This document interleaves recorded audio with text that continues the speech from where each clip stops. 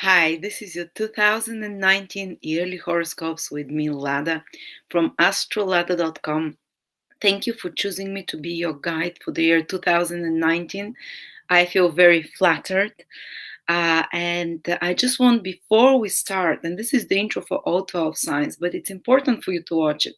And before I start for each sign, I want to invite you to join me in a little prayer, no matter who you believe in and what you believe in, just to focus our energy and to benefit the most through this reading. Dear Mother, Father, Universe, God, exalted angels, guardians of every human, those that are helping the evolution of humanity and of every individual person. Please bless everyone who watches those videos and the whole world in 2019. Let those videos and the information that is given here be useful to everyone, so everyone can use it to the most constructive possible ways, to the highest vibration of the planets. And even if there are challenging periods and moments in our life in 2019, let this video and this information give us not only clarity but a meaning and understanding of those more painful experiences that are in front of us, so we realize that life is not an adversary to battle with and conquer, that life is our benevolent good partner that is trying to lead us to discover our true authenticity. It is trying to lead us to a place of happiness, to a place of truthfulness. So let this year 2019 and the information we receive here, let us use it to the highest good for everyone involved, and let us be able to utilize the planetary energies to help ourselves, to uplift ourselves and those around us. Amen. So I want for you to benefit the most. Thank you so much for joining me, by the way, in the prayer. So for you to benefit the most from this, I want you to take a pen and paper and write down 3 things. And some of you would be just listening your sun sign. Others would be just listening to your moon sign. Others bought all the 12 videos, so you'll be able to be watching your ascendant, sun, and moon. But I always advise you, watch your ascendant sign, because if you go to a professional astrologer, they'll look at your ascendant and how the planets are in correspondence, where they're moving from that ascendant. And nowadays, more and more astrologers are using the ancient time of astrology, which is whole sign house system. So these videos are perfect. The whole sign house system is what when first astrologers created it, the system they were using it. So without the house cusps and anything. So the ascendant is the point of incarnation of the physical body. So it is of the soul into the physical body. It is the physical bodies. That's why it shows the most tangible things that are happening to us. That's why I always advise, check the prognosis for your ascendant sign. The moon sign is our inner world, how we feel, our self-consciousness. So the moon usually manifests the second most powerful after the ascendant sign, because we especially strongly identify with how we feel about something, and something that impacts us emotionally. And even though, for example, from the ascendant, some big event might be happening, like changing of place of living, but from the moon, it's shown that, for example, you will be having a quarrel with a friend. For you, this will be a way bigger deal, because emotionally this feels much stronger for you, this quarrel with a friend, for example, than the relocation that's happening. But from the ascendant, it shows the specific things that are happening in your life in a tangible way, because the ascendant is the material body and what is happening to us on our path in that material body. And the sun sign is what most of the people only check, and but that's pop astrology. But still, the sun sign is very important. The sun sign is our willpower, our goals. It's our ability to channel divine intelligence. And the sun sign will show us, looking at the prognosis from the sun sign, will show us especially the things that we are striving towards to achieve consciously. And the prognosis for the sun sign, we tend to have more free will over that prediction, what you're going to read, because the sun is connected to free will, while the moon symbolizes the past. These are things that often happen. The prediction from the moon are encoded from the past, while from the ascendant sign, it's sealed in stone, so to speak, So yes, checking the sun sign is very important, especially because you can direct the events there more with your free will. The moon sign, you feel like it's more fated and it affects your feelings the most and your personal life. And the ascendant sign is the most tangible event. So I would advise start with the ascendant sign and progress. And for you to know, though, a lot of people don't know, the sun sign is the one that everyone speaks about. You know, like, oh, what are you? I'm an Aries. It means I'm born from March the 20th to April 20th, something like that. But and I can give you predictions for, oh, if you're born from March 1st to March 5th, this and this will be happening for you. But every year they change, the sun moves into a different sign a day before or after, and I want to be way more precise for you. So instead of giving you days, we're gonna find the degrees of your sun, the degrees of your moon, and the degrees of your ascendant signs. And for some of you, the moon and the ascendant might be the same, or the sun and the moon. Rarely, but it happens. So for you to find this out, I want you to, and I'm going to share my screen with you. Let me just.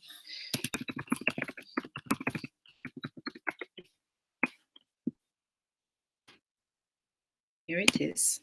Share. So I hope you see it. Go to my birth website, astrolada.com. You see it here. And go to the birth chart and transits. Or if you have any other astrology calculator, I don't mind as long as it gives you the information that I'm going to show. So here I'm going to put a fictitious person, let's say whatever name. Write your name. So you're born in August the 6th, 1972, for example, at 8 a.m. or make sure that if you're born later, you check if it's 8 p.m., 20, And it's important for your correct ascendant and for the degree, in particular for the ascendant and the direct degree of the moon, the correct sign and degree of the moon, for you to know your minute of birth. If you don't know it within 15, 20 minutes, the degree of the ascendant might be 3 or 4 degrees off, but the moon degree would usually be correct. But say you're born 8/17, and say you're born in the USA, and you're born in New York, and you have the drop-down menu. Which New York are you born in? Well, there are many New Yorks, say New York Hospital, whatever. And continue, press continue. And then you're gonna get this chart, and I want you to scroll down, you see, not here, but here inside. And you're gonna see this, which shows planetary details. And I want you to, there is abbreviation of ascendant, sun, and moon. This is the only work you have to do. After that, just listen and enjoy and wait to hear your degrees. I'll be speaking generally about each sign, but especially when I mention the degree of the sign that you have. This is when things are going to, you're going to feel them so intensely. So this person, for example, has ascendant, which means your rising sign is the same. Ascendant, rising means the same. The physical body, it is at 20 degrees Aquarius. I want you to write just the first degree. The second one is not so important. This is 28 minutes. This is very minimal. So 20 degrees, write down on a piece of paper, Aquarius 20 degrees. You have to watch the video for Aquarius. And every time I mention Aquarians born, say, from 17 to 21 degrees and you're 20, they'll experience this in particular this year. And you should be like, okay, this is very specific for you. It's gonna manifest. You're gonna feel it.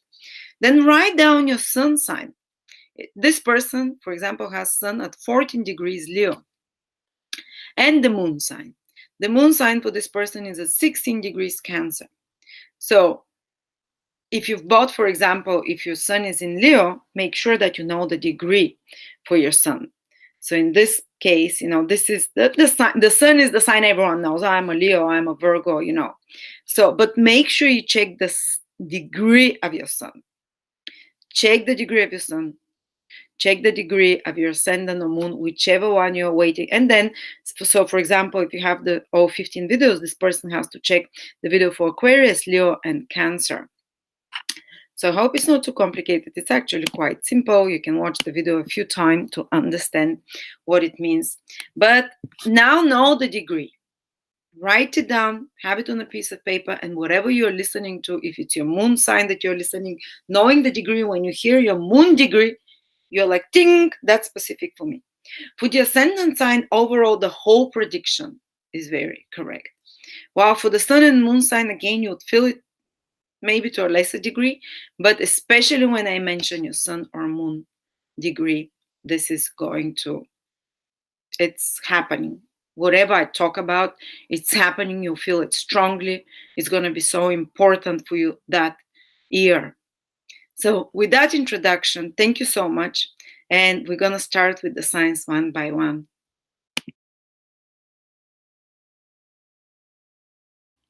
Aries 2019. Whether you're ascendant, sun, or moon in Aries, this will be a very important and interesting year for us. And let me just mention that numerologically, 2019 is the number 3 year. And the number 3 in ancient astrology corresponds to the planet Mars, which rules Aries.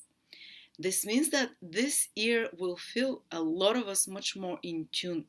Whether you have your sun or ascendant or moon in Aries, you have a strong Aries nature in you, strong Aries energy in you. And that means that this year, which is the number 3 year, which corresponds to Mars as well, the planet that rules Aries, you'll feel more like yourself. You'll feel more initiative, more excitable. There will be certain things that we have to be careful about because they come from Saturn. I'll speak about that. But generally, this year aligns really well with the ambitions of Aries. So just giving you the heads up as a start, even numerologically, it shows good promise that year for us. And let's start first with Jupiter. I always start with Jupiter and Saturn, then progress to the other planets, and we're going to examine month by month also important periods for Aries. And more stressful, we're going to examine Mars as well. We're going to examine the other planets, what they're doing. And because I can't go through every month, because I'll be doing 3 monthly anyway, that would be too much information anyway, but at least the most important moments of 2019, I'll try to give them to you within this 1 hour that we have. And starting with Jupiter, because Jupiter and Saturn are the planets that they like the watches, the two hands of a clock. I always describe them like that. And Jupiter is like the faster hand of the watch. Saturn is like the slower hand of the watch. But they're very important. And this year, Jupiter enters its own sign, and almost the whole 2019 is going to have a very powerful manifesting influence for everyone. But for Aries in particularly, it will be extremely helpful. When a planet is in its own sign, it allows the sign to give its best results. To the extent that we have karmically, we're able to manifest in this lifetime, depending on the level of consciousness of every person, of course. But some of the best thing that Jupiter can give you will be happening 2019, and this will be happening in your 9th house till around November 2019. So most of 2019, Aries will be manifesting positively with ease in regards to 9th house matters, because wherever Jupiter goes, it gives with ease, it gives with lightness, it gives with joy, with inspiration. It's not forced. It's not like, oh, you have to do it so hard, but it's like, this is fantastic. This is like you get an inspiration and you act on it. And your 9th house on the more mundane level means traveling.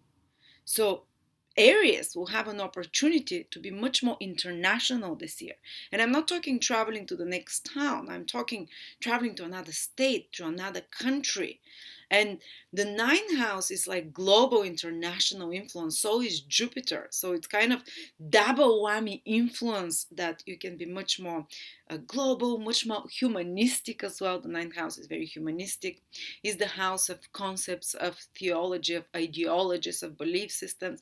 It's almost like Aries will start believing more in themselves, will start believing more that life is in their favor, that life or the universe or faith, whatever you call it, or God, which is the 9th house, you know, that it's kind of like a benevolent partner for us, and that is trying to show us the right direction. Things start aligning for Aries because of this very strong Jupiter in its own sign. It's almost like you're gonna find the right teachers. Nine house is teacher. If you're looking for a guru, if you're looking for an inspirational figure, if you're looking for someone that you can follow and that you can look up to, the ninth house is the guru figures, the teachers, the inspirations, a mentor in your life. A benevolent helper can appear in the shape and form of another human or some belief system that you adopt, a new one that brings you a much more broader belief system, much more stronger faith in yourself, in life, in your capabilities, in the vision for your future. The ninth house is very strongly connected to what what you have as a vision for yourself for the future. Because if we're feeling like there's nothing meaningful, have nothing to look forward to, that's the ninth house. The ninth house is like something to get excited about, to look forward, to wake up with inspiration and excitement about. This is what Jupiter will give us. And even in the past 1 year, 2018, mostly Saturn was influencing a lot of Aries. Jupiter was not sending an aspect to Aries. So a lot of Aries might have felt like life is a bit more slowed down, then they want to move faster forward like they normally do, but they couldn't. Something was slowing them down, or they had to work harder on something. There was some too many duties or complications of some sort, and Mars was retrograde, our planet, in 2018. Well, this is not the case anymore in 2019. Now we get a new inspiration, a new breath of vision, a new horizon in our life. A new, like, our horizon starts expanding. You start feeling that you're closer to your goal, and you start becoming, if you're someone who is not clear what your goal is, if you're someone who is not clear what you want for the future, Jupiter will remove these uncertainties. It will give you with ease something to get inspired about, to make your life more meaningful. You're going to start looking for meaning, and you're going to start finding it very easy. If you've been looking for answers, what's the purpose of my life? What's the goal here? What am I meant to be? Can I do something meaningful? Some other even more philosophical questions like, what's my belief system? Why are we here on this earth? Where do we come from? You're going to get those answers now. You're going to get to the right. For every person, it will be a different answer. For every person, it will be a different belief system that opens their new perspectives and new horizons in front of them. A different teacher, depending on your level of development. For one person, one teacher is appropriate right now, one belief system, one new concept of reality. Jupiter brings new perception of reality, new belief about yourself, about your vision of the future, about the meaning of life. So for every person will be different. Not all areas will start believing the same things, but it will be much more positive belief system, much more belief system that's aligned to the ask and you'll receive type of mentality, and that there is abundance in the universe, and that everything is possible. You start believing now that the world is your oyster, that you're as big as your dreams. So I urge you, dream big this year. And even without urging you, you'll start feeling that. You'll start having bigger visions for yourself. I remember 12 years ago when Jupiter was again in Sagittarius, and that's in the ninth house from my sun sign, and so many other things. This is when I got this vision for what I'm gonna do. Of course, it didn't manifest immediately, but it took me a few years for it to happen. But I had the vision then, and I even created the vision board, and I started thinking that it is possible that maybe one day I can be useful. Maybe one day I can not be just this party girl with no direction in life. And I found the right teacher then. I found the right direction in life. So something will align for us, Aries, to find your path, to find an inspiration, to find a purpose and a goal to look forward to you. I'm not saying you're going to make it happen already this year, but the moment of revelation is coming. Revelation is when you feel like, this is what I'm going to do. This is what I'm going to strive towards. And that's why Jupiter, when you're clear about that, you become clear about where you want to head. You become clear about the future plan, a future vision for your life. Someone inspires you. It might be a book, it might be a, a webinar, a seminar, something gives you clarity. It might be a reading with an astrologer, or going to a life coach, or an advisor of some sort. It can be a mentor, or it might be just something alchemical happening in your brain and your mind that starts opening the gates to different thinking and different belief systems. And and that's the secret of the world, of the whole. Whatever you believe, you will achieve. Whatever you believe is possible, these are your possibilities. And it's not about saying, oh, I'm going to be super rich, but deep inside you feel frustration. It's not true. It's not happening. This is about belief. This is about some beliefs will come into your life, and some self-perceptions that you truly start thinking it's possible, rather than just repeating to yourself, it's going to happen, it's going to happen. So a vision, a new vision, new horizons are opening, new opportunities are starting to come for us, Aries.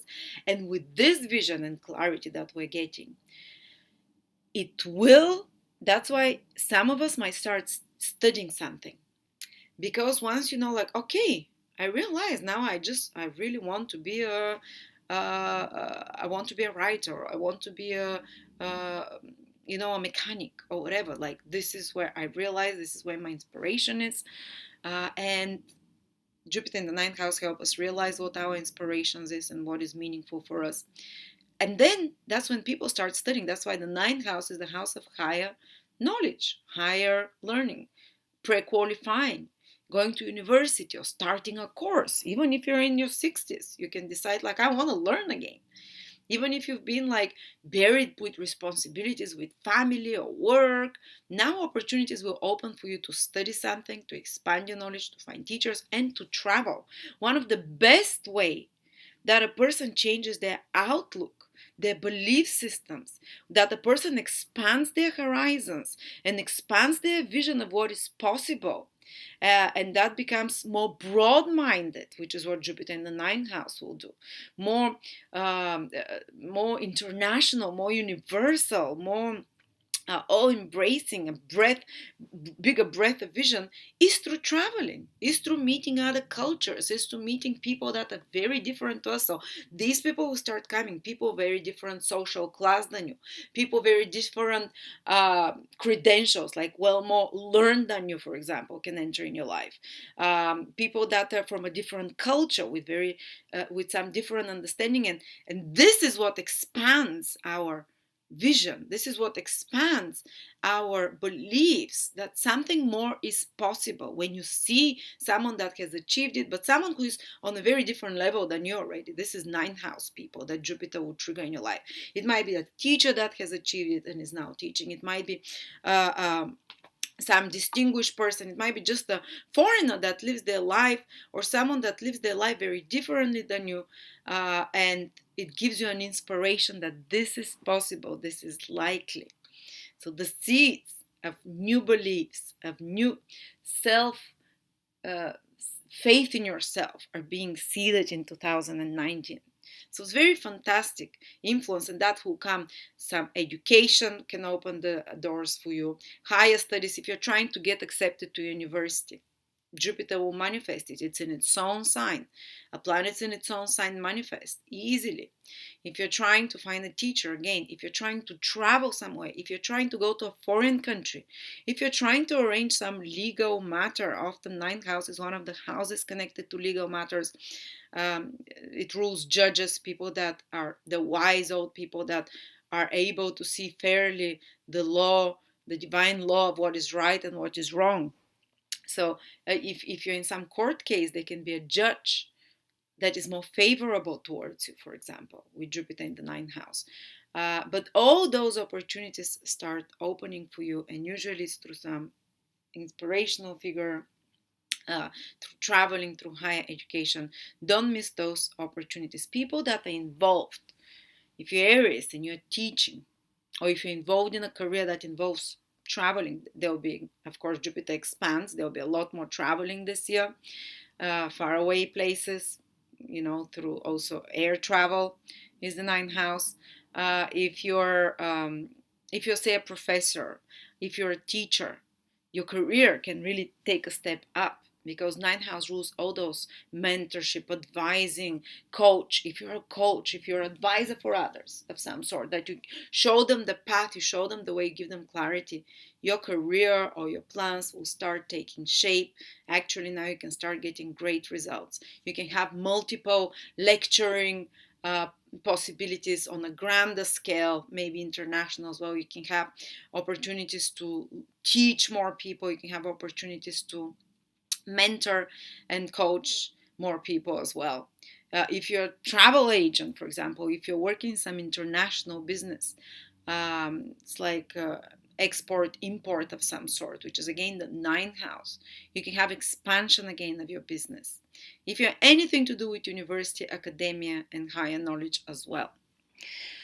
So, and especially who is going to, but on any other level, Jupiter is making trine aspects to Aries, and not even the ninth house matters. Actually, Jupiter will send its influence to Aries almost the whole 2019, which means that Jupiter opens new opportunities, new gates, opens new exciting perspective in front of you, gives you help and support. Whenever Jupiter sends a trine to a sign or to a planet, it's like you become the favorite of the universe. You become like things, you're at the right place at the right time, things align, start aligning, start making sense. It feels like you have a little bit of a golden touch. And especially those Aries that are born with Sun, Moon, or Ascendant from 14 to 25 degrees. So I'm talking here, I'm going to write Jupiter. Let's write them with abbreviation. Jupiter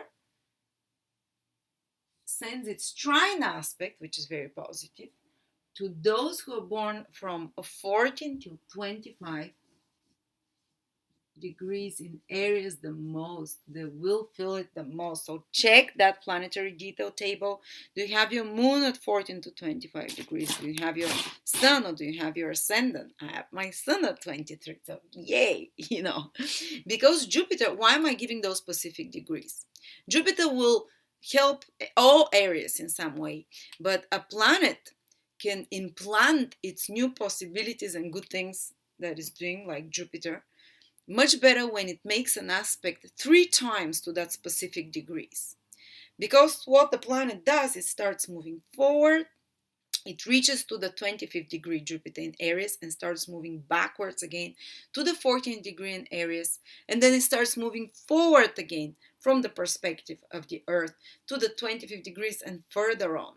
But the majority of the year, people with Sun, Moon, or Ascendant in Aries from 14 till 25 degrees will benefit the most from Jupiter, because they'll have the possibility when Jupiter goes retrograde to work, to deepen, to implant those possibilities in their life further, to perfect them, and then Jupiter passes second time over them, they repeat those, and then the possibility comes back to them again, they work on it, the opportunity comes, and then when it starts moving forward towards the end, maybe towards August, September, you start seeing all the results of those new opportunities.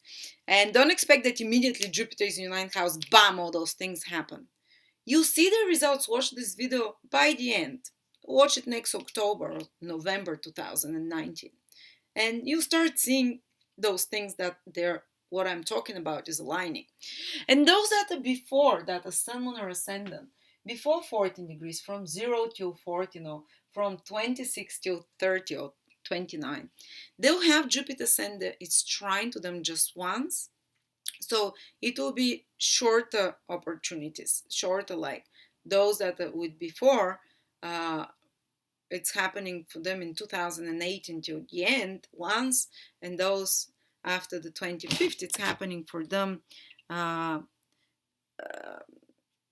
It's happening to them around October, November.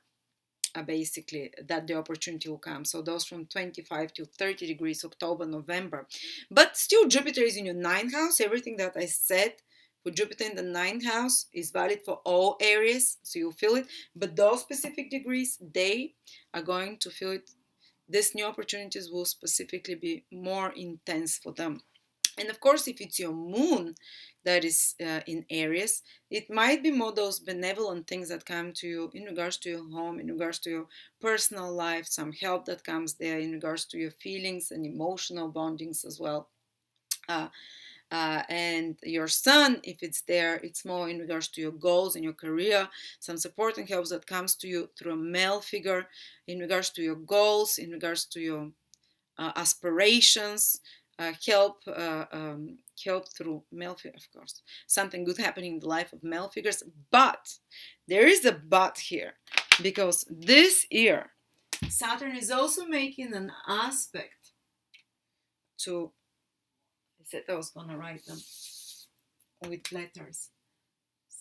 Saturn is making a square aspect. The square now is a more challenging influence to anyone who has Aries from 13 to 21 degrees. So you see, they almost coincide the degrees. It's like only those whose sun is from 22, 23, 24, 25, they don't feel the Saturn influence. I mean, at the same time as the Jupiter influence.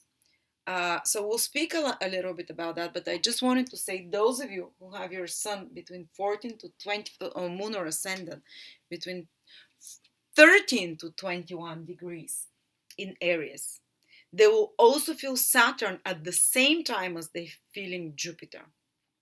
So they'll have a double whammy influence. One is very expansive, new opportunities, new visions. The universe wants to favor you, brings new things to you, makes things easy. And then Saturn is the opposite. Now I'm going to test you. I'm going to make things more complicated. I'm going to slow things down. I'm going to build.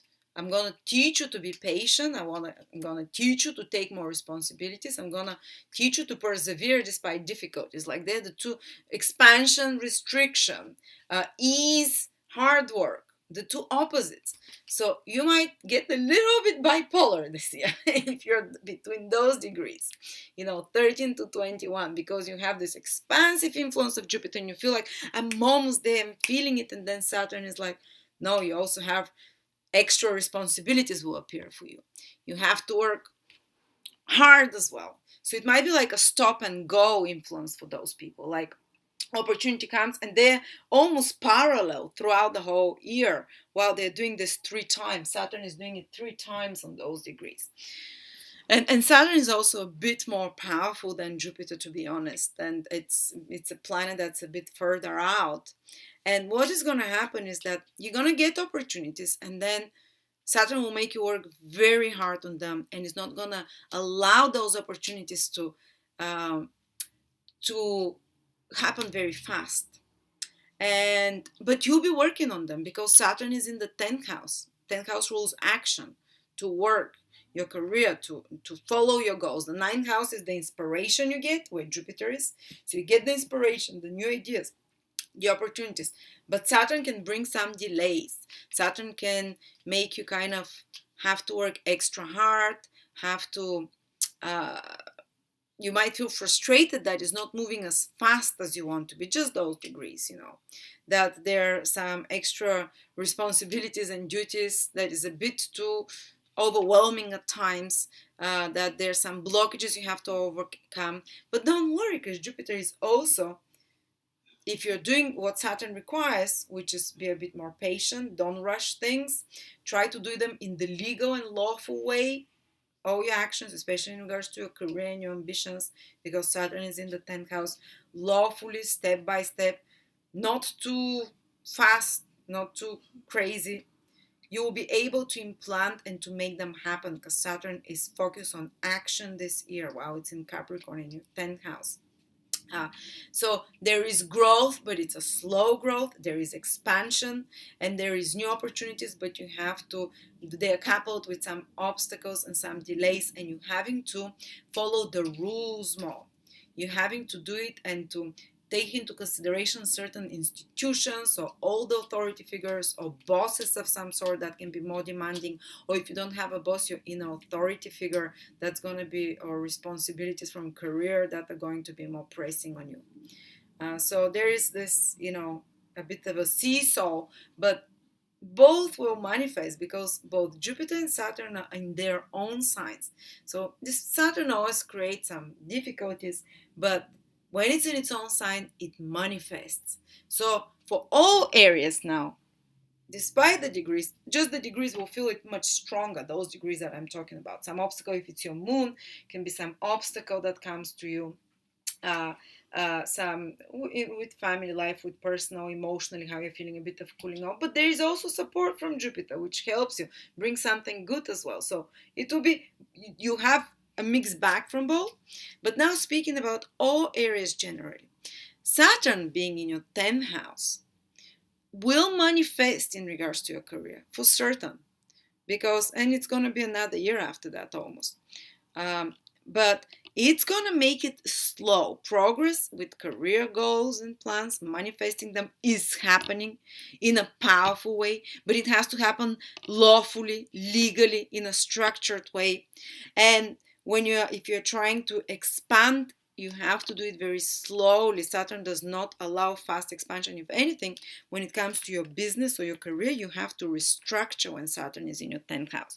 You have to try to systemize it, to put more order in it, to make it more legal, or to make it more structured, maybe to put and to find, for example, a good organizing manager for your business. Or if you're working for someone, you can have a boss figure, authority figure that is quite demanding, that presses on your buttons, that you get a lot of duties and responsibilities at work. Actually, you can achieve some peak in your career even without those degrees if you're an Aries. Some peak of authority and recognition, because Saturn feels great in its 10th house.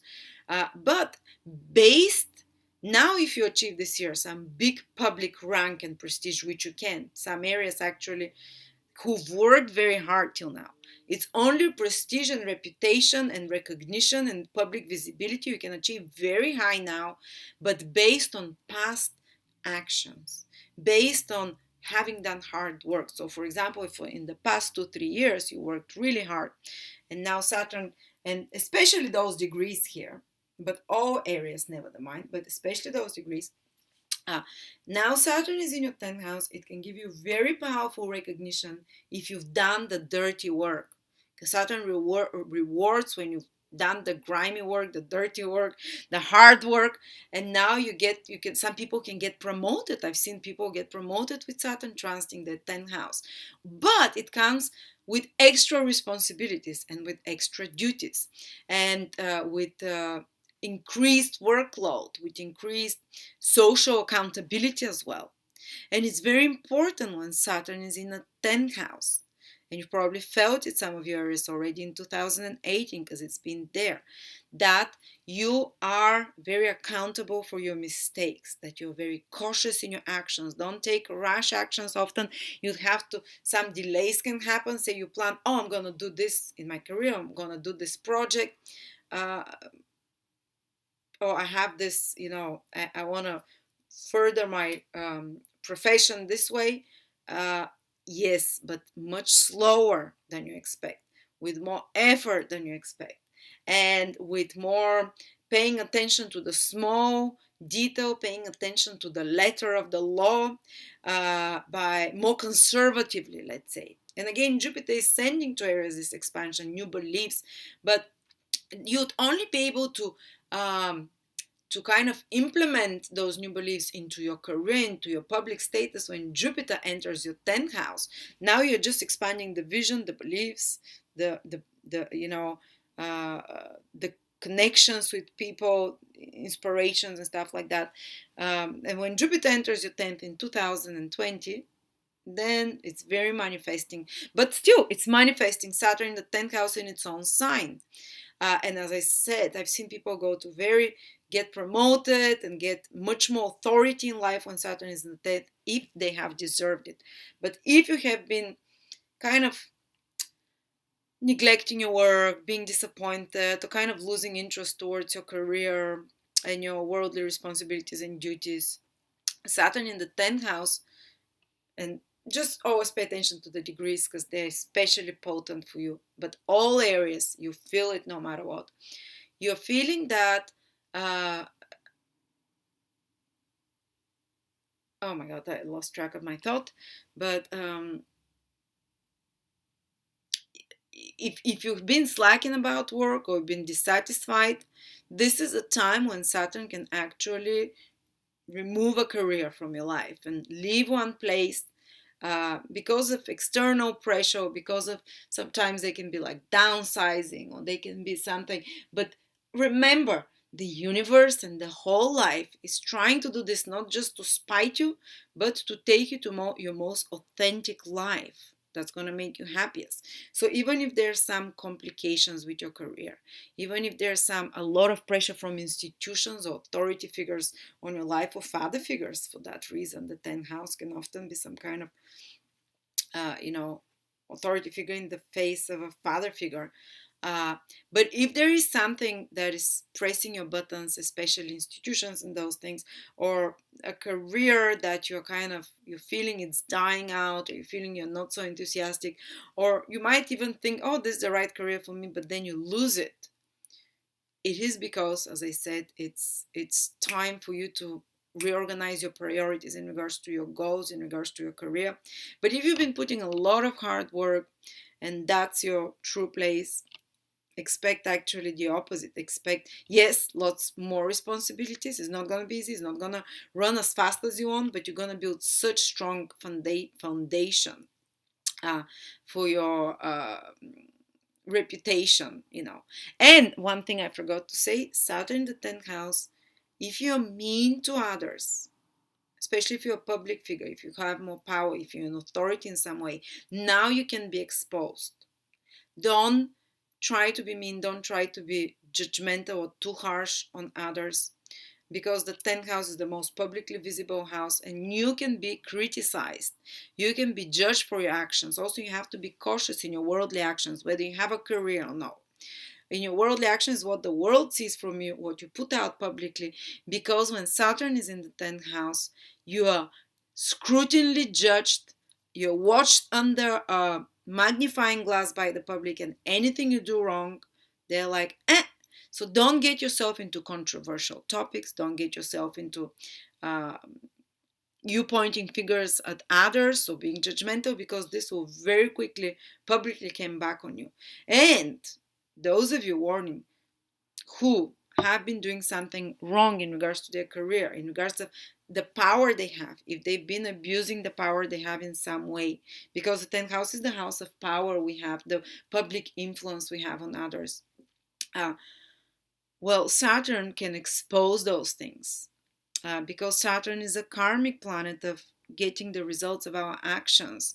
So you can topple down from a position in power, especially if you've been too, let's say, unfair, or if you've been dishonest in some way.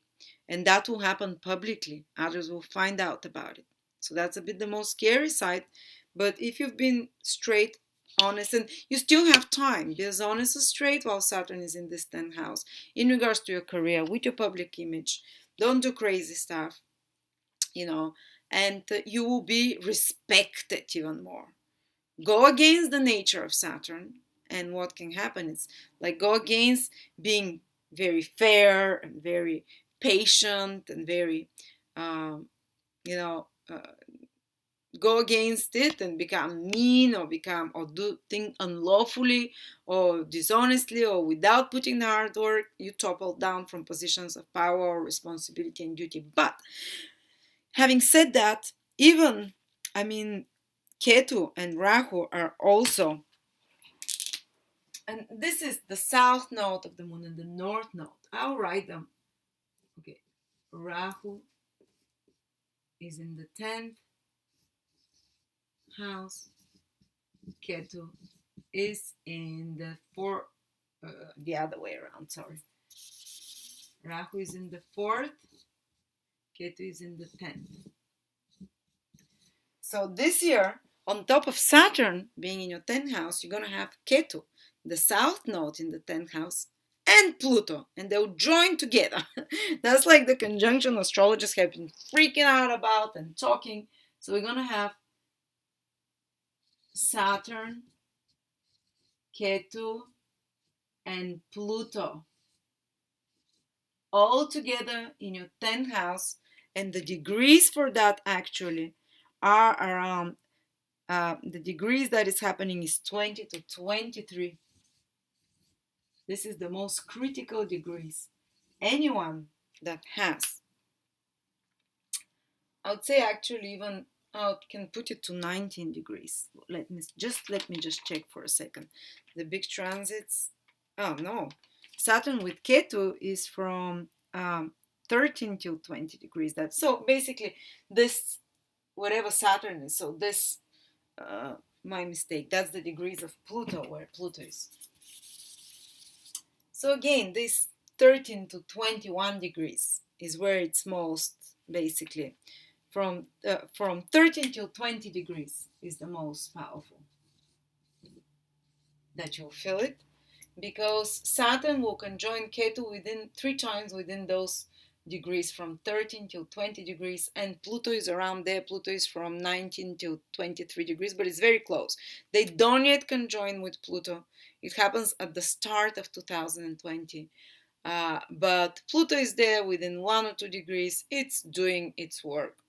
So, what does it mean? Oof, it's a powerful combination. Ketu is connected, and Saturn both to past karma. Saturn is receiving the results of our actions, and Ketu is very much about the past and the things that have to be released from our life. And both of them being in the 10th house, and specifically so intensely for people that have from 13 till 20 degrees Aries, Sun, Moon, or Ascendant, they will have to let go of something, because Ketu is about releasing something.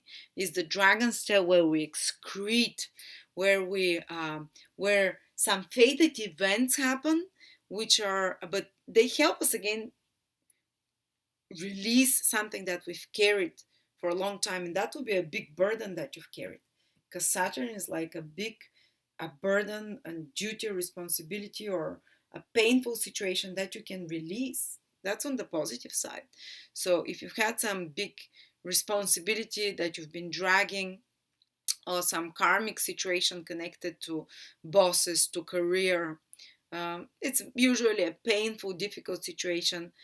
On the positive side, Ketu can help you release that. Ketu can help you release you, say, from some really dominating authority figure in your life.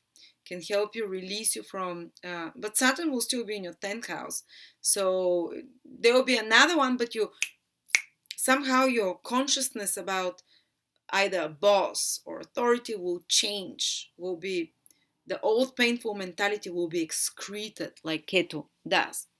And for many areas, this means that you have to dissolve. Saturn is structures, Ketu is to dissolve, to release some structures in your life, especially such surrounding your career, your business, your reputation, some outdated affiliations in regards to your image, in regards to your social status.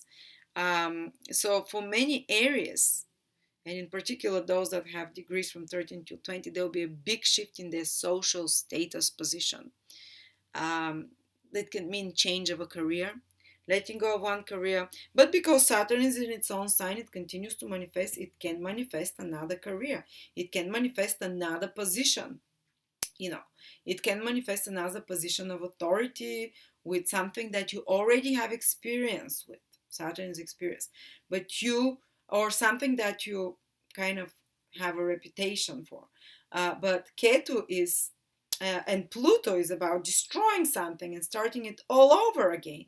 So Pluto kills or destroys fully to the ground, but rebuilds again. And Saturn is about building structure as well. Pluto is the planet of death and rebirth. Saturn is about building structures, and Ketu is about letting go of things. So it's a lot happening in your social public image and reputation. I mean, for people that really deserve, this can be like they get so much more power, they excrete and they release certain old structures, and they create much more powerful, much more stable structures in their career and stable reputations for others, that their career and their actions towards their career have been ambivalent, or in some way, what can happen is that their career gets totally destroyed and a new one comes out, or part of their career, part of their career goals or projects are some kind of let go of, part of the some structure of their business is let go of, and a new one is rebuilt. But this can be, especially if you have givings and takings with institutions of some sort, this can be quite frustrating. This can be quite, as I said, Saturn is a slow moving influence, and kind of, so you have to be, again, to be as honest, as moral with such institutions and with authority figures. Challenging your bosses and authority figures can backfire in some way. But you might, if you're ready to move on to a different career, this can be the time when you release it. You might have to let go of certain career ambitions or certain career plans and goals as well. The 10th house can also indicate some important father or father figure. In worst case scenario, some of you might have to say goodbye to such a figure in their life. Or such a figure might be going to some more big transformations and changes in their life. And at the same time, Rahu, though, is in your 4th house. And by the way, when are you going to see this most intensely? Well, Ketu and Saturn are joining in April, July, and September. So watch out for having to let go about something to do, to change in a big way, to transform, to release something in regards to your career, all those things that we talked about, and change it in some way. To see some very important developments in regards to your careers around April, July, and September. And also around the eclipses. Eclipses in Capricorn that are happening. The first one is on January the 5th. And especially if you're an Aries that has their ascendance on the moon around the 14th, 15th, and 16th degree. The January eclipse can be felt already in December, in January, and after that, the next 6 months, so till June. Anyone that has Sun, Moon, or Ascendant at 14, 15, 16, even 17 degrees in Capricorn, in Aries, this eclipse is very potent for them. This eclipse totally symbolizes the endings and completions in something in regards to their career, in something in regards to their goals. It might be in a good way completion, that you complete something, some big responsibility in your life and you release it, some big project in your life and you let go of it and you finish with it, or it might be the other way, and the other solar eclipse that is in Capricorn is on July the 16th, so it means you can feel it already from June. And then 3 months after that, because it's a lunar eclipse, so it's active for 3 months. So it's a 24 degrees Capricorn. So it means that those who have their Sun, Moon, or Ascendant around 23, 24, 25, even 22, 23, 24, 25, even 26 degrees in Aries, this eclipse, again, as we said, some big shift in their social status, in their social position, in their career, in their even marital status sometimes can change in a big way. Letting go of one. But don't worry, Pluto will give rebirth to this. So yes, around the eclipses, so basically, as we say, from the beginning of the year almost to the end of the summer, we're under the influences as Aries of those eclipses. The most intense, of course, is around January and around July when the eclipse exactly happens. So watch out for events connected to your career, your social status, your reputation. That can be, for some, give fantastic results. Again, it very much, even though it's difficult planets there, Ketu, Saturn, Pluto, it can be like total separation from one lifestyle and public image to another, which can be more productive and better.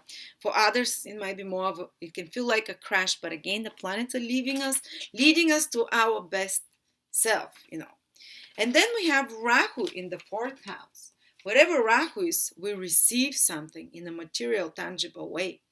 And the fourth house is your family, your personal life. So some of you can actually get can build a house, or some of you can a lot of more focus.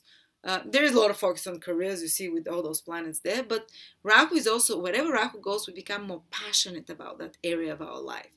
So Aries, you're going to start becoming much more passionate about settling down, or about putting roots, much more passionate about finding the right place to live, much more ambitious about getting a better property, upgrading your property. Rahu wants privileges. Ketu is spiritual, it doesn't care. That's why Ketu in the 10th house, when it transits, it's meant like, whatever, I'm apathetic, I'm letting go of that career or that life direction. Saturn is making me work hard there. I will do it. I'll take the or whatever. You still have worldly responsibilities and duties. Yes, you do. But Ketu is like, I'm gonna either become more like a witness. I'm gonna whatever, just do it and detach myself from this and not stress about it so much. While Rahu, you become super excited about whatever it is, because Rahu was the one that wanted to become a king and to become a god and get privileges, and pretended to be a god and drank the juice of immortality. So Rahu is where you're kind of hectic. You get excited. So you're getting excited about family life. You're getting excited about getting some privileges. Privileged vehicles is the fourth house. Like I want to get a souped up car. It can happen. Or like, I'm going to get a car to show off with, or a house to show off with. And you just want to kind of expose your private life more. Or you want to expose uh, uh, you get more passionate about doing things with your family as well, of course. So some of you, it can mean passionate about becoming a parent, passionate about parenthood and getting involved in such things. So some of you might be relocating somewhere. And Rahu also means foreign places. When it transits the fourth house, you might be more willing to experiment, because Rahu is risk taking. You might be willing to experiment in living in a different place. And exploring new exciting places to live in. And that, coupled with Jupiter in the 9th house, which allows you to travel to foreign places this year, can play out well if you want to relocate to a country that is very different, or place that is very different, more exotic than yours. Or you can bring in some exotic elements. Rahu is exotic, into your house, or into your area of living, On the negative side, Rahu rules oily and smoky things. I really don't wish, but some of you might find themselves that there is more, that they go to, that there is some oil or smoke in the area they're living, or in the air somehow. So that's something just to be more, hopefully I'm not wishing it on you, but it's a possibility. But Rahu likes more glamour, pomp. Rahu is like it's very materially ambitious, bit superficial planet, but it wants the glitter and the glamour. So you can introduce that into your family life a bit, into your property, into your home, into your vehicles, and it manifests. Rahu manifests in regards to this fourth house. So all those things can happen for you, Aries. And it's not like they happen to you out of the blue only. It's you're excited about that. Plus, it can indicate that some big changes and new beginnings are happening in the life of your mother. As we said, fourth house is your personal life circumstances. Like property where you live, but it's also your family, the life of the mother. And especially you can see those changes happening around the eclipses of Rahu. And the eclipse of Rahu is happening on the 21st of January, is the lunar eclipse. But it's towards, actually no, because it's towards the end of Cancer. But it's on the basically on the 2nd of July you feel it the most. The 2nd of July it's happening in Cancer, the eclipse, so the Rahu energy will be extremely, it's a solar eclipse, the sun and the moon are together, so some powerful new beginnings in regards to your family life, that you receive something, that you start a new chapter in your family life, can start from especially around the middle of the year, basically. And especially if you're Aries that has the sun, moon, or ascendant around 10 degrees, maybe 7, 8, 9, 10, 11, 12. But for all Aries, Rahu is in the 4th house, Ketu is in the 10th house. You might have to let go of certain obligations because you want to focus more on your family. Because wherever Rahu goes, we focus, we become more passionate about that. It becomes more important for us. While Ketu becomes like, yes, we'll still have responsibilities, but we'll kind of do it like, more apathetically. And you might actually even decide to release and let go of certain responsibility and duty and career obligations so you can focus more on your family, personal life. All right. So this is the notes. And we have also Uranus. Now I'm going to give you a few days, a few other days. Aries. Uranus is still in Aries till April, till the end of May, basically. When is that? Till April, yeah. Till April 2019. But those areas only that have, sorry, I was thinking, but only those areas will feel it. Not all areas feel it, but only Sun, Moon, or Ascendant areas will feel Uranus this year, who have their Sun, Moon, or Ascendant at approximately 27, 28, and 29 degrees. And that's also the 30th degree. So the last 2 degrees. But those processes of big change already happened. They started happening from the spring of 2018. So if you happen to have your moon, let me write here, Uranus, 28, 29 degrees. Maybe if you're 27, you'll also feel it. Of Aries. So Sun, Moon, or Ascendant there, Uranus is over. It's in Aries itself. Totally new beginnings. Totally new direction in life. But it's already, this process has started. It just continues to be implanted. This newness. You're chasing after exciting things, after new things. It continues till April 2019 for you. The other areas will not be affected. But Uranus, basically, I said I was gonna write them. Sorry, with the, so not to confuse you. Uranus, there you are.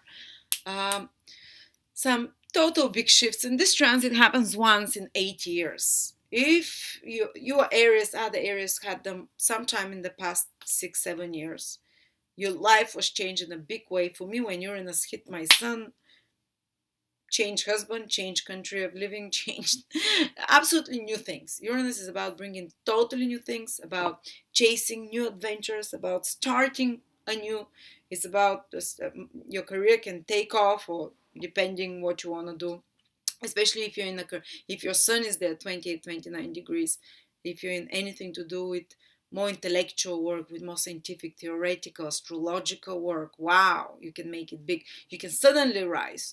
If it's to do with media, with large influence on large groups of people, again, you can totally make it suddenly up. Or you can change the direction of your career. If it's your moon, it can totally change your, on those degrees, and you've already started seeing it, your emotional world and the people that you're connected with emotionally, your family, a big shift, place of living, conditions of your family life, your female hormones. If you're a woman, your female health can make a big change. You can make a big change in motherhood, in parenthood, or separations with important women and new important women coming in your life. And if it's your ascendant, a big shift in your appearance, in the whole direction of your life, in how you express yourself, in even in your relationships and people that you communicate. You're changing. You're not gonna be. You're gonna be on a very different level, and you already know those processes. If you have sun, moon, or ascendant in those degrees, it started for you. It just has. There are a few more surprising changes till April, and then things will come down and become, no more new beginnings, no more such kind of more extreme sudden things, because Uranus brings things like so suddenly. Also, Pluto, let's use the black pen for him. Pluto is affecting Aries very strongly from 20 degrees till 23 degrees. We have Sun, Moon, or Ascendant. Other areas are not gonna feel it. Maybe if you're, maybe if you're 18, 19 degrees, you're feeling it's going away, but you're still feeling it happened for you a bit 2018 and 17. Maybe if you're 24, 25, you start feeling those waves. But 2019 in particular, those degrees, Pluto moves very slowly. Those degrees are the ones that get affected the most. This means that, and Pluto is doing it from the 10th house, so it means a big transformation. Killing of one part, rebuilding of another in your career, in your social status, in your reputation. But Pluto is very psychological. It's not such visible processes. This year they can be much more visible because Saturn is also there very close. The South Node is there very close. So it can be way more visible, way more palpable, so to speak. But it's the Pluto indicates that there is a deep psychological transformation happening to you. If it's a Sun, Moon, or Ascendant in Aries from 20 to 23 degrees, 2019 and 2020, because Pluto will be on those degrees for 2 years. After those 2 years, you will not be the same person psychologically. Pluto works on a very deep level. It works with the subconscious energy, with the big traumas from many past lifetimes and incarnations, with piled up complexes and their subconscious. Their subconscious is like, I imagine Pluto like a swamp, and on the top you see water, but underneath it's all dross and mud, and we are all like that. You can look like normal, but inside we have so many deep buried feelings from many past lifetimes, or if you don't believe in incarnations, from this lifetime, impressions that are subconscious. And when Pluto transits come, they stir all this thing, so you can start going bonkers emotionally. It creates such deep, and it might be for no external reason even. It's like something super small can start stirring those extreme feelings that Pluto feels. Something, it's not necessary that the intensity of what's happening outside corresponds and what's happening inside. People might think, nothing big is happening, and you're like, I've never felt that crazy. I'm not like, but it's like it's like some internal operation is happening psychologically to you. And for us to excrete those traumas and those painful things that are piled up on those fears, Pluto rules the fears that we have built up on us from something horrific. Maybe we were killed in a past lifetime. Maybe there was death. Maybe there was. Our biggest fears is Pluto. And usually when the Pluto transits to the Sun, Moon, or Ascendant happens, we are kind of forced to face those fears. And it might be an internal process, or it might be that we face those fears through actual events and to overcome those fears. And some people that are more susceptible to panic attacks, this can happen as well, that they get more panicky, their nervous system. It's like, as Pluto is such a purification process. It's a deep purification process. You can ask below someone who's gone, Aries, for example, who have their Sun, Moon, or Ascendant from the previous degrees before 20. Ask them what happened when Pluto squared your Sun. I like you to discuss below in the comments of the videos, to talk to each other and ask questions and answer to each other as a forum, so you can help each other for whoever is passing, not scare each other, hopefully. But Pluto is considered a planet of deep transformations and experiences that sometimes can be called scary, like coming to the edge of life. I'm not saying you're gonna be dying, don't worry, but you can feel like a part of you is dying, like a part of your personality, something that you identified with strongly, whether it's your Sun, Moon, or Ascendant. They're all deep part of your personality. And especially something with connected to an ambition of yours, because Pluto is doing it from the 10th house, that you have to transform in a deep level, how you present yourself publicly, or big transformation of your career can happen with Pluto if you have those degrees there. Very, very big. But again, the most authentic thing happens. It's like a peeling of an onion that Pluto, Uranus do, you know, these outer planets. And sometimes you might even have close encounters with death, like often I've seen, for example, when my husband had Pluto transit to his sun, within this 1 year, year and a half, he lost his wife, he lost his favorite aunt that brought him up, he lost his dog. So there is like I mean, like they died, not his wife, but the dog, and it happened within a month, all of this actually. So when Pluto comes, they say like deaths come in three. I don't want to scare you, but there's symbolic deaths. It's like something big dying in your life, like some career, some part of you, some old habit. I've seen Pluto transits always almost involved. I always love checking horoscopes of people that are in some really, been famous actors and stuff that say, oh, this year on this month I got cleaned and that was the biggest thing ever, and they never come back to it. Usually Pluto is involved because Pluto is this, it's like uh, you know, like a deep purification, I call it. And the biggest transformation, if you don't do it through willpower, yes, you can stop bad habits with Saturn by the power of no, the power of determination. Uh, but with Pluto, it's like something shifts in your consciousness. And while this is happening, it might feel like such an intense experience. You might feel like there's power struggles. Be careful, there might be power struggles with authority figures and institutions. Be careful with institutions of any sort. Pluto is doing it from the 10th house if you have Sun, Moon, or Ascendant there. But at the same time, there is such a liberating influence once this process is over, because you've confronted your biggest fears and you overcame them, and you're released from those fears. And Pluto can make you go way more into psychology, into the occult, into astrology, into trying to find the deep reasons and answers for this. You become a much deeper person. You're going to become a much more magnetic person. People will find you much more sexually attractive. Pluto can also bring very powerful people in your life of some sort, people with lots of authority, and they can also transform your life. That's if Pluto is manifested in the best possible way, which means some very powerful person or authority figure or some very powerful ambition in your life that requires you uh, a lot of focus, but Pluto will help you achieve that. So it can be extremely, on a positive level, extremely ambitious goal, which Pluto gives you the great willpower. And because Pluto is connected to doing feats of extreme power, feats of something that you can't do unless, in other parts of your life.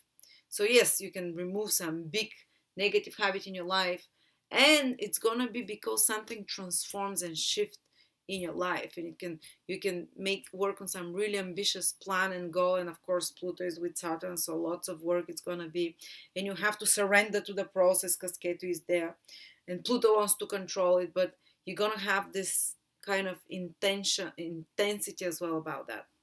But just those of you who are from 20 to 23 degrees will feel this powerful Pluto transit, and it's more on a psychological level that something is transforming. And if it's your sun, usually something in regards to important men in your life, in regards to father figure that is going through Plutonic period, or the husband or man through a big transformation in their life, but also with your own ego and your own ambitions and goals and career. And the moon with women, mother, with family, big transformation, big change, and can feel a little bit forced. It stirs very deep emotions when Pluto aspects the moon with a square. Some fears or worries long forgotten will come to the surface, but they'll help you also overcome those fears. And the ascendant, there can be some power struggles with others, but Pluto ultimately wants you to take your power back. So if you're Aries on 20 to 23 degrees, this is the purpose of this transit, to see where the power is not used um, fairly. If you've been abusing power, Pluto takes it from you. If you've been giving your power away to someone, Pluto forces you to take your power back and to become whole again and to scrape off the muck. So ultimately it's very empowering. You might want to actually become way more powerful, and ultimately this result can be that you're much more powerful in regards to your career, in regards to your social status, in regards to your public positions, and you have way more control there. All right, and now we're going to look through the Mercury retrograde periods. Neptune is not affecting Aries directly. Neptune is making a square to Jupiter in your ninth house 3 times. So from the 12th house, which means that those new brilliant ideas that Jupiter is bringing you, some of them might be a bit of a wishful thinking, because Neptune from the 12th house of the imagination, you might be going a little bit too far ahead and thinking a little bit too, imagination can run a little bit wild, or your imagination can be undermining your hope for the future. Your imagination and internal fears, which is the 12th house, and Neptune can from time to time kind of make you doubt those new beliefs you have. But overall, Jupiter in the ninth house will manifest.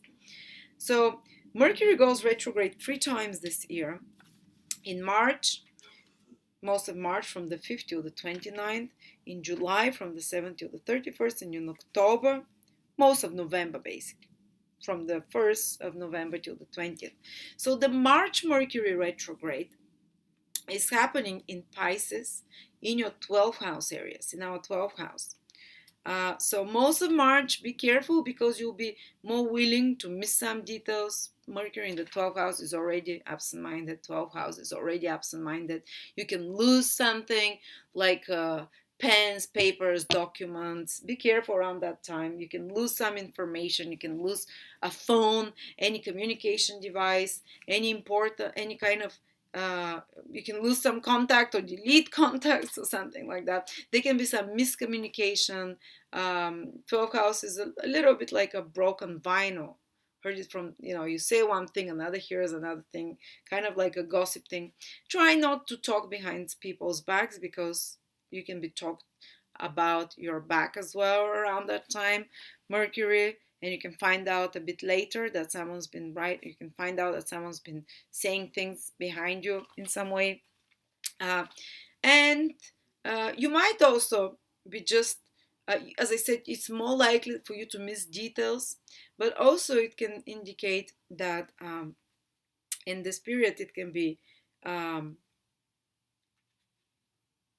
you might need to be arranging documents connected to relocating to a faraway foreign country. And there might be a delay of arranging those documents, or some faraway trip, the 12th house rules those, or you having to redo them or adding something extra. And on another level, it can be great time in March for some deep research. Study something deeply in depth. You'd almost intuitively start understanding it and picking up things intuitively about it. This is great for research, for study of some sort, for preparation.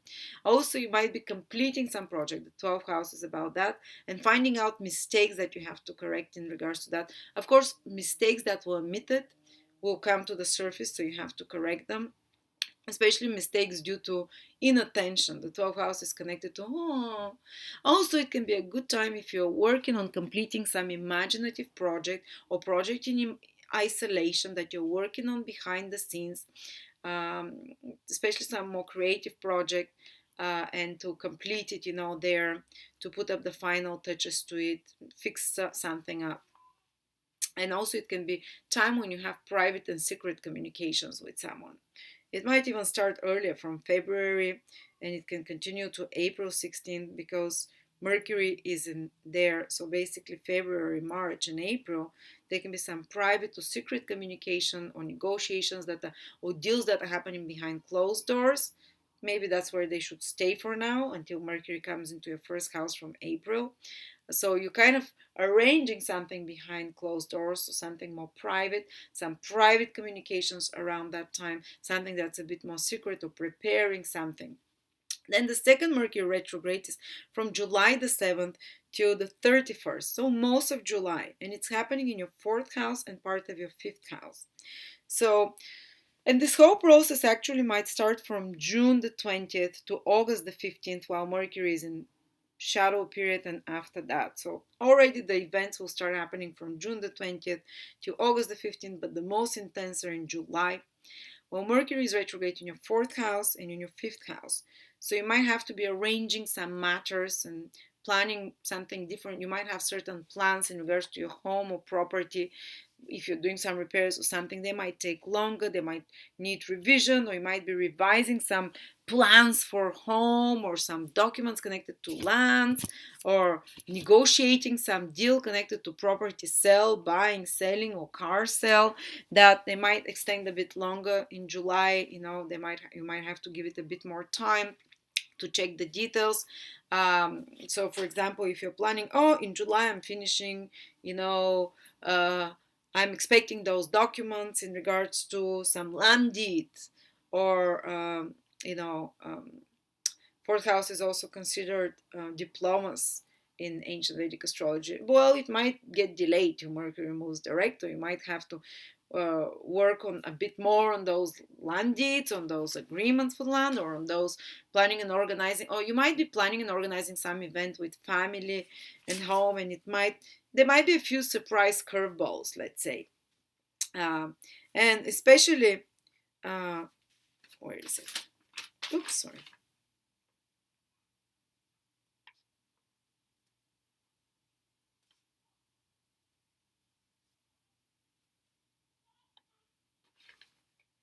Yes, I lost my train of thought. And also, Mercury is retrograde a little bit in your fifth house around July. There might be change of plans in regards to some celebrations, in regards to some, if you're planning party plan, or public performance, or you're doing something creative, you might have to fix certain things to put final touches.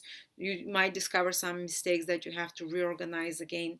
You might get in touch with old relationships or people from your past, like lovers, romantic, can get in touch with you. You can get in touch with such people, and you can might have to re uh, or if you're in a romantic relationship already, plans for romantic time can go get awry. They have to be changed in some way. But don't worry, when Mercury starts moving direct, usually it's even better than what you expected. Or if you're doing some creative project, you might have to redo it, put final touches, or maybe not exactly something. You can see that something doesn't work exactly with something that you're creatively working on. So you can decide, like, okay, I'm going to change that. I don't like it. So it's time for revising that. And then the third time Jupiter goes retrograde, sorry, Mercury goes retrograde, is in November, uh, in uh, in your eighth house. And the whole process might start from the middle of October till the first 10 days of December. But November is the most intense period. You're revising mutual resources and finances. Don't take risks with mutual resources and finances around that time. Just try and fix things. For example, you might start preparing your taxes, this eighth house. You might start preparing the documents that you need for that, and make sure that you have all the details. Or maybe the tax people can get in touch with you and say, oh, we're missing a few documents, we need this. Or you might be asked, for example, for some insurance company or some inheritance, that you need to supply certain documents because they're missing them. Or you might be arranging certain matters and managing matters connected to other people's resources, to some investments you have with others. Or there might be rearrangement and re-examining of your budget, financial budget, with mutual partner, of some sort, whether it's your marriage partner. But again, it's not a good time to take risk while Mercury is retrograde, but the final result might be much better than what you originally expected. As everything Mercury retrograde, we get frustrated because of the extra work we have to put, and that something is not immediately happens as we wanted. But as I said, the ultimate goal of the universe is to deliver us to a point of our best self, and to the best option. So stay open that even if there's some frustrations, it's so they can be corrected, and the best alternative can come out from that. All right, and another thing I want to look at is the Mars transits for you, Aries, because Mars is such an important planet for us. And the year starts with a bang. January, Mars is in our sign, especially those who are born from the first degree or 0 degree till the 20th degree in Aries. Sun, Moon, or Ascendant, a very active time. Mars will transit your Sun, Moon, or Ascendant this January. We're very busy as Aries, and you can get a lot done. You can achieve a lot. You can start new beginnings. You can be super active. You can be physically active as well. You can tackle problems and you can confront without issue. If you're an Aries like me who is afraid of confrontation, which I'm like a dictonomy, there's no such Aries, like you would welcome Aries in your own sign because it will make you be more assertive. Uh, and the second part in February, those with Mars is going to affect those who are from 20 till 30, 29 degrees in Aries. So February till the middle of February, Mars continues to be in our sign, but the later, the third, the last 10 degrees from 20 to 30 will feel it the most. So that's February. The first 15 days are most active for them. But if you don't have any kind of productive channel to put this energy, some productive goal or activity to put it, you might get more irritable in January and part of February. You might become more confrontational, more stressed. Definitely stresses around there, but it's not going to have long lasting effects. Just be careful for more cuts and bruises because we're more rash, we act faster, more impatient, and often we're more susceptible to all kinds of little uh, accidents while Mars is in our sign, but very productive to make things happen, to manifest. Mars in its own sign, January in the middle of February is very manifesting month for Aries. Very busy, and there's lots of planets in the 10th house around that time. So go for it. 10th house and first house activated. Career, goals, achievements, active, busy, busy, busy. Stressed as well, but I think Aries enjoy that. And from the 15th of February till April, Mars goes in our second house. Things calm down a lot. Uh, we start putting our initiatives more into consolidating our resources, finances, being active with that. But don't make big investments then, because Mars can push you, like buying big things till April, from 15th of February till April, because Mars can push you to make certain too big expenses and something that can break down and you know but you can do certain actions towards creating more material stability for yourself. But already areas become much more calmer when Mars is in the sign, when their planet is in the sign Taurus, from middle of February till April. They're not gonna be just go go go. They become more practical, more, they slow down a bit, um, uh, you know and but from May, and I forgot to say that in April, Venus, from the 20th of April till the 15th of May, Venus is going to be in Aries in our sign. This is fantastic because you'd feel more chill, more relaxed, more loving. You're going to feel much more. So basically from 20th of April till the 15th of May, matters connected to love can go much better for Aries. Matters connected to making themselves beautiful. If you want to have a new, something to do with beauty therapy, something to do with treatments to improve your, buying good clothes, buying beautiful things, buying, Venus rules anything beautiful, it's more easy, it comes to us when Venus is in our sign. Also while it's in the second house, but the first house is makes you more charming. If you have to present and use your body or your personality to present something to someone, do it from 20th of April till May the 15th. Venus in your sign will make you more charming. If you have some important negotiations, some important conversations, again, Venus makes you more diplomatic, makes you kinder, and not only that, but Mercury is also from the 17th of May till the 6th of April, till the 6th of May. From the 17th of April till the 6th of May is also in Aries. So this is very happening time again from the last part of April and the first 10-15 days of May, and beneficial because two benefics are in Aries. So that's a good time for you, Aries. Planets are supporting you. They're giving you good ability to communicate, to do business deals, to do good business, to present yourself, to be likable, to be agreeable, to be more loving, and even those loving experiences or good times with friends are more likely to be there. Of course, don't forget Saturn continues to square some of us, especially 21 degrees till 13.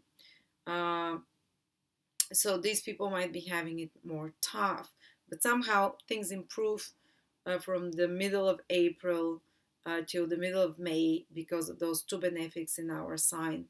And then from the middle of May, Mars enters our fourth house, and which means that and stays there till July. So from the middle of May till July, Mars is in the fourth house. We get very active with family matters, and it might be a bit more stressed. There might be the possibility for some fights with family. The first 10 days, the first 15 in May in particular, the last 15 days of May, it's those who have Aries, Sun, Moon, or Ascendant in the first 10 degrees. They're gonna feel it more, and they're more challenged. Something stresses you, emotionally more reactive. Mars is making square to Aries. We just react more impatiently, emotionally. But it can be a good time to get things done around the house, to fix things. And for later born Aries, this is June. So from those who have ascendants on the moon from 10 to 30 degrees, June is the time when you can get very active with family, get a lot of things done around the house, fix a lot of things around the house, get a lot of things moving. And then in July, Mercury goes retrograde in the fourth house, so things will slow down then. But in June, you can start new projects, and May and June, from the second part of May, Aries, till the end of June, new projects in regards to your home, to family, to property that require a lot of physical energy, that require a lot of um, willpower. But again, don't forget that there's more tension around your family or with your feelings, and you're more willing to. This is more critical days when Mars squares our signs. So we're more critical. Basically, we can react more angry. We can react in a way that we regret. So be more cautious. The first 10 degrees of Aries, Sun, Moon, or Ascendant in the last 15 days of May, from 15th to 30th of May. This is your critical period. Watch out. And those who are born from 10 to 30 degrees in Aries, June is their critical time when they will feel more stressed. And then from July, Mars goes into Leo in our fifth house. So it's party time. July, of course, those of you who have Saturn on top of their responsibilities and some of the duties, it's time for party time. July until the middle of August as well, you have this more, excitability. Things will happen easier. Your energy levels are in a harmonious ways. And October, Mars moves into your seventh house. And that's from the start of October. Those areas that are from 0 to 18 degrees will feel it in October.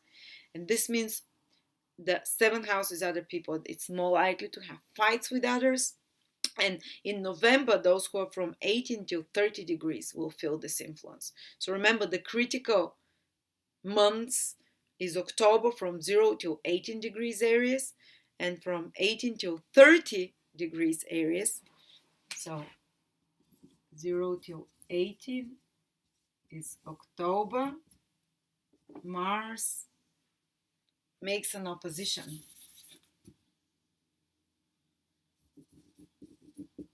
While from 18 till 30 is November. They have to be more cautious then, because they're more likely to fight with others, to be challenged by clients or by partners, but also to be stimulated. If you're doing some mutual project with another person, you can put a lot of energy together, a lot of things to get done. It's almost like also your initiative depends from another person, but it's almost like another person or provocation from another person can push you to do something constructive, to change something, to improve something. Because the ultimate goal of anger, which is what Mars is to push us to change something. When you feel always good about something, it's when are you going to change something? for me, actually, when Mars makes opposition to my planets, usually some client comes and says something and I get super annoyed and I just want to bite back, but I said, stop, wait. And this is what you have to do during Mars transits. Wait, you know, don't respond immediately. Say to yourself, I'll respond tomorrow, the day after tomorrow. And then you wait and you start thinking about what they said, and you're like, that makes sense actually. You know, the service here that I provide is not, it's overpriced or something, or it's too, or the website is really difficult to navigate. They're right. Or instead of fighting back, because this is what immediately when we're attacked, we want to defend, and this is when it escalates into bullshit and stresses. Just wait it out. When Mars makes, keep that fire, that anger. It's there to upset you, to make you start thinking. So every time when I get provoked, this is a great reason for me to move me forward, to push me forward, to do something that needed doing for a long time. Anyway, we're done, Aries. Wow, an hour and 30 minutes. Thank you so much. And yeah, uh, you can write comments below. This is the year ahead. Of course, there are a lot more things, but I need to make a 10-hour video for this. But I'm making a written reports for each month, one by one. My teacher is making them. She's a fantastic astrologer, month by month. They're very simple, very easy, no astrological terms. And she incorporates all those influences in once, month by month. So she's my go-to astrologer. She does my yearly horoscopes for me, for my personal, because I also have an astrologer. But yeah, if you're interested, you can check those later. So thank you so much, and have a fantastic new year, 2019, Aries. And please write your comments, discuss below. Come back here when Mercury is retrograde in your fourth house, for example. Come back and say what is happening. Is it aligning to what is being said here? I will try possibly to put different tags when I'm talking about different things below in the description. If I can't, maybe, once I have more free time, I'll do it in January. But this is your go-to video for the whole year ahead. And hopefully it's useful and you can benefit the most from it.